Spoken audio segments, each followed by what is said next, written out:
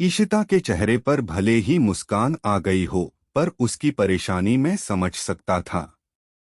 वो अपनी बहन के साथ हुए हादसे के कारण काफी ज्यादा परेशान है।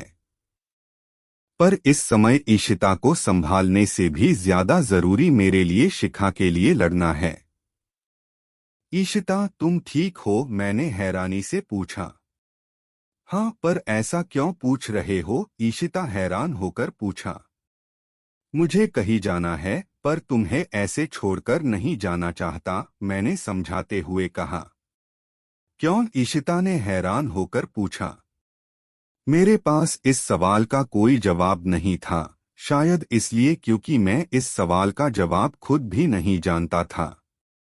तुम अपनी बहन को लेकर परेशान हो, इस समय तुम्हारे साथ किसी को होना चाहिए, मैंने समझाते हुए कहा। मैं कुछ देर अकेली रहना चाहती हूँ। ठीक है, मैं तुम्हें परेशान नहीं करूँगा, मैंने हल्का मुस्कुराकर कहा। तुम मुझे परेशान करते भी नहीं हो, ईशिता ने समझाते हुए कहा।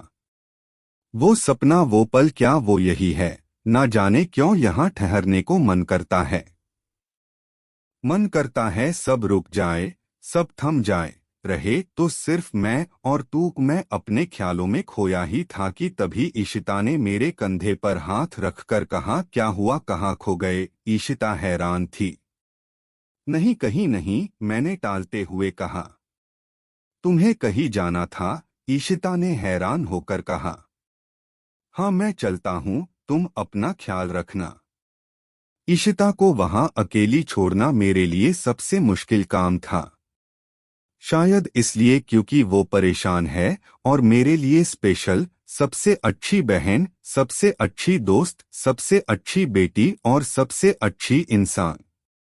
खैर, इस समय मैं ये सब नहीं सोच सकता क्योंकि इस समय मामा जी और नाना जी से कुछ सवाल करने हैं।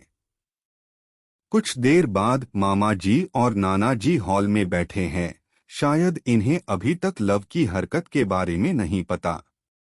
आओ युवान, बैठो, मामा जी ने मुस्कुराकर कहा। नहीं मामा जी, मैं यहाँ बैठने नहीं आया हूँ।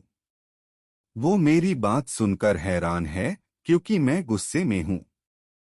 क्या हुआ बेटा, कोई बात हुई है? नाना जी ने हैरान होकर पूछा। लव कहाँ है? मुझे उससे बात करनी है, मैंने समझाते हुए कहा।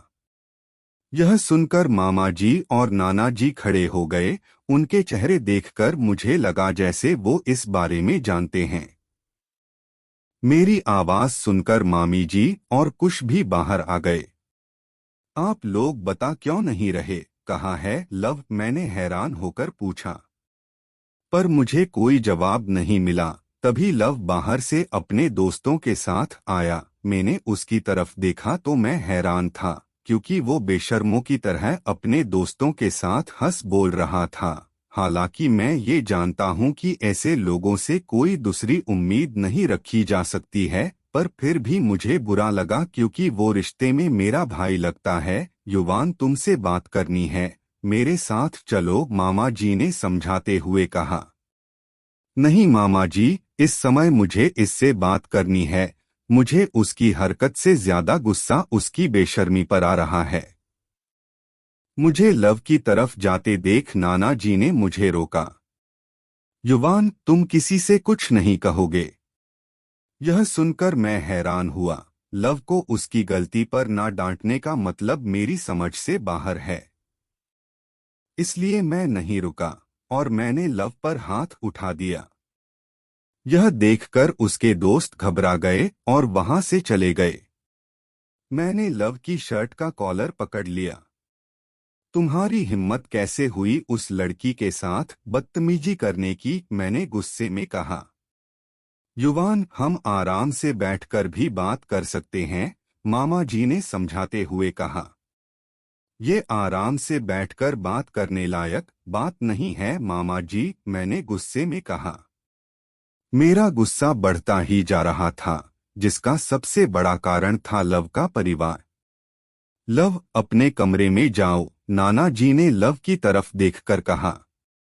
कोई कहीं नहीं जाएगा, मैंने गुस्से में कहा। तभी आकाश वहां पुलिस के साथ पहुंचा। यह देखकर वो सब हैरान हुए। मामा जी पुलिस के पास आकर खड़े हुए। आप लोग यहाँ? मामा जी ने हैरान होकर पूछा। हम आपके बेटे को गिरफ्तार करने आए हैं, ऑफिसर ने समझाते हुए कहा। पागल हो गए हो? जानते हो ना किससे बात कर रहे हो? मामा जी ने गुस्से में कहा। देखिए सर, हमें अपना काम करने दीजिए। आपको जो भी बात करनी है पुलिस स्टेशन में आकर कीजिए। यह कहकर ऑफिसर ने हवलदार की तरफ इशारा किया। हवलदार ने लव को हथकड़ी पहनाई। लव रो रहा है और माफी की भीख मांग रहा है। बाकी सब उसे छुड़ाने की कोशिश कर रहे हैं, पर वो सब लव को नहीं छुड़ा पाते क्योंकि ऑफिसर उनकी कोई बात नहीं सुन रहे। पुलिस के जाने के बाद वो सब अंदर आए। मैं तुम्हें कभी माफ नहीं करूंगा, मामा जी ने गुस्से में कहा। मत कीजिए, मैं सही हूं ये मुझे पता। निकल जा मेरे घर से, मामा जी ने गुस्से में कहा। मुझे भी ऐसे घर में नहीं रहना जहां लड़कियों को समान समझा जाता है, मैंने गुस्से में कहा और सामान लेने के लिए अपने कमरे में गया। जब मैं वहां से निकला तब आकाश मेरे साथ था। युवान, तू मेरे घर चल, आकाश ने समझाते हुए कहा। नहीं आकाश, मैं तुम्हें परेशान नहीं करना चाहता, मैंने समझाते हुए कहा। प्लीज यार, इसमें परेशानी वाली कौन सी बात है? मैं अकेला रहता हूँ, अगर तू भी साथ रहेगा तो मुझे अच्छा लगेगा, आकाश ने समझाते हुए कहा। तू मेरी मदद कर रहा है या अपना अकेलापन दूर कर रहा है? मैंने हैरान होकर पूछा। दोनों। यह सुनकर मुझे हंसी आ गई। कुछ देर बाद हम अस्पताल शिखा से मिलने पहुंचे। शिखा को होश आ चुका है, पर वो कुछ बोल नहीं रही है क्योंकि वो सदमे में है। ईशिता और भैया शिखा से बात करने की कोशिश कर रहे हैं, पर ईशिता बात करने की हालत में नहीं है। मैं भैया के कंधे पर हाथ रखकर उन्हें आश्वासन देने की कोशिश कर रहा हूं, पर ये मैं भी जानता हूं कि इस वक्त वो कितना असहाय महसूस कर रहे हैं। शिखा, कुछ बोल बेटा, भैया भावुक है। भैया, कुछ देर शिखा को आराम करने देते हैं। उसे आराम करने की जरूरत है, मैंने समझाते हुए कहा। नहीं, मैं अपनी बहन से बात करना चाहता हूँ, भैया ने शब्दों पर जोर देकर कहा। भैया प्लीज, मुझे आपसे बात करनी है, मैंने समझाते हुए कहा। भैया यह सुनकर शांत हुए और मेरे साथ चलने के लिए तैयार हो गए।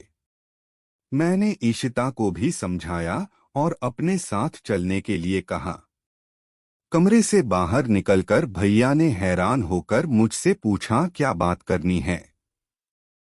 भैया, मुझे पता है आप लोगों के लिए ये मुश्किल होगा, पर हमें अपना दुख भूलकर शिखा के लिए ये सब करना होगा, मैंने समझाते हुए कहा। पर हमें करना क्या है? ईशिता ने हैरान होकर पूछा। हमें शिखा को खुश करना है, उसके सामने बिल्कुल नॉर्मल बनकर रहना है, मैंने समझाते हुए कहा। इससे वो जल्दी ठीक होगी और वो हादसा उसे ज्यादा तकलीफ नहीं देगा, आकाश ने समझाते हुए कहा। भैया, आपको हम पर भरोसा है ना? मैंने भैया की तरफ देखकर कहा। यह सुनकर भैया भावुक होकर मेरे गले लग गए। मुझे तुम पर पूरा भरोसा है। यह सुनकर मुझे खुशी हुई। कुछ देर बाद जब मैं डॉक्टर से बात करने के बाद वापस शिखा के कमरे की तरफ लौट रहा था तब ईशिता ने मुझे रोका। तुम हमारे लिए इतना कुछ क्यों कर रहे हो? नानी पर गया हूं, मैंने मुस्कुराकर कहा। I think I love you.